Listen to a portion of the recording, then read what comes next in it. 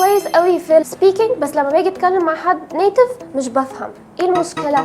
المشكله ان هم بيتكلموا بسرعه ومش بينطقوا كل الحروف، وكمان بينطقوها بشكل مختلف. زي الاي دي، كنت تعرف ان الاي دي ليها 3 pronunciation: ت، د او اد. الاول لازم تبقى عارف حاجه اسمها الفاولز والكونسونانتس. والكونسونانتس voiceless او voice. لو ما تعرفش الفرق سيب لنا كومنت وهنبعت لك الفيديو. الاي دي اول حاجه لما بيكون عندي voiceless letter زي ب، ك، ف، كل ده لما احط ايدي هنا مش هيفيل vibration، فهنطقها ت.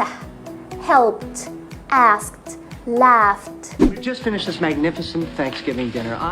So, Scott asked me to come over for lunch today, and I did. تاني واحدة الدي. الدي لما يكون عندي الكلمة بتنتهي بvoiced sound زي اله، نه، مه.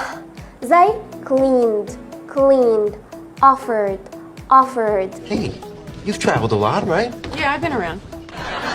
I've never lived like this before.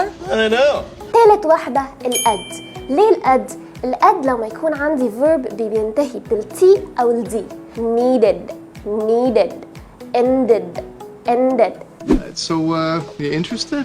Oh, I'm so excited. Thank you. Thank you so much. Thank you. أشوفكم في فيديو تاني.